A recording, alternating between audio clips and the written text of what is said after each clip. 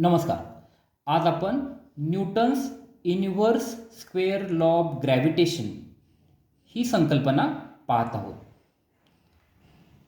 हा inverse square law of gravitation म्हणजेच gravitational force गुरुत्वाकर्षण शक्ती आणि दोन वस्तूंमधील अंतर यांच्या प्रमाणाचा सिद्धांत किंवा प्रमाण हा inverse square law of gravitation आपल्याला सांगतो. न्यूटनने हे शोधून काढण्यासाठी ज्या सूत्राचा आधी वापर केला ते सूत्र म्हणजे अभिकेंद्री बल, त्यालाच इंग्रजीमध्ये आपण सेंट्रिपिटल फोर्स म्हणतो. त्याचं फॉर्म्युला आहे F = m × v²/r. या ठिकाणी m म्हणजे एखादी वस्तू त्याचं मास, v म्हणजे त्याचा वेग वेलॉसिटी, अपॉन r म्हणजे केंद्रापासूनची सरकमफरन्स म्हणजे परिघापर्यंतची त्रिज्या. आता एखादी गोष्ट गोलाकार गतीमध्ये फिरत आहे म्हणजे ती अशा पद्धतीने फिरत आहे, तर ते फिरण्याचं जे हा मार्ग आहे त्यालाच आपण डिस्टन्स म्हणूया. तो कोणत्याही गोलाकार वस्तूचा 2πr असतो. v म्हणजे वेलॉसिटी, त्याचं सूत्र काय आहे? डिस्टन्स अपॉन टाइम म्हणजे अंतर भागिले वेळ. तर आपण या v² जागी इथं d/t म्हणजे डिस्टन्स अपॉन टाइमचा वर्ग लिहिला. आता d काय आहे आपलं? 2πr. तर आपण डिस्टन्सच्या जागी 2πr लिहिलं अपॉन t², परत अपॉन r. आता पुढे हा जो स्क्वेअर आहे, 2चा स्क्वेअर 4 होतो, पायचा स्क्वेअर π² होतो, rचा स्क्वेअर r² झाला आणि tचा स्क्वेअर t² झाला. आता हे जे आपल्याला मिळालं आहे ते आपण हे जे m × 4π²r² divided by r ते आपण ह्या पद्धतीने लिहिलं. ह्या पद्धतीने लिहिल्याच्या नंतर हा खालचा जो r आहे तो r/1 म्हणजे तो न्यूमरेटरच्या जागी जातो.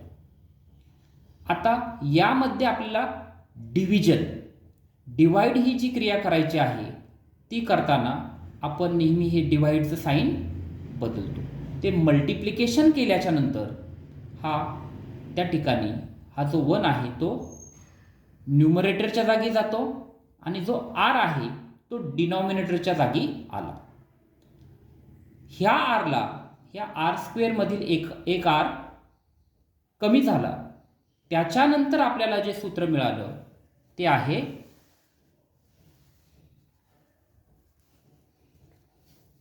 F m × 4π²r/t². आता न्यूटनच्या आधी केपलर नावाचा शास्त्रज्ञ होता, त्याने t²/r³ केपलरचा थर्ड लॉ, त्या ठिकाणी त्याने एखाद्या ग्रहाचं अंतराचा क्यूब म्हणजे घन भागिले t² म्हणजे त्या ग्रहाला सूर्याभोवती फिरण्यासाठी लागणारा वेळेचा वर्ग हे प्रमाण केपलरने शोधून काढलेलं होतं, म्हणजे ते कॉन्स्टंट आहे. तर या ठिकाणी हा जे r आहे ह्या टर्म्सला पण r³ बनवता येईल का यासाठी त्याने विचार केला आणि त्याच्यानंतर त्याने r² वरच्या संख्येला परत r² खालच्या संख्येला मल्टिप्लाय आणि डिवाइड केलं. डिवाइड केल्याच्या नंतर वरती r × r² r³ झाला आणि खाली r² आला. या ठिकाणी पुढं जी टर्म्स भेटली m × 4π² ही पूर्ण टर्म्स ही कॉन्स्टंट आहे म्हणजे निश्चित आहे. त्यामध्ये T square upon R cube हे तर केपलर्स लॉ आहेत, केपलर्स थर्ड लॉ आहे. तर या ठिकाणी नवीन काय भेटलं आपल्याला, F is equal to 1 upon R square, म्हणजे gravitation force and R square म्हणजे दोन वस्तूंमधील अंतर किंवा सूर्य आणि एखाद्या ग्रहामधील अंतर, they are in a inverse proportion. म्हणजे अंतर जर वाढलं तर ग्रॅव्हिटेशन फोर्स हा कमी होतो. फॉर एक्झाम्पल, अंतर हे जर 2 पटीने वाढलं तर ग्रॅव्हिटेशन फोर्स हा 1/4 म्हणजे 4 पटीने या ठिकाणी कमी होताना आपल्याला दिसतो.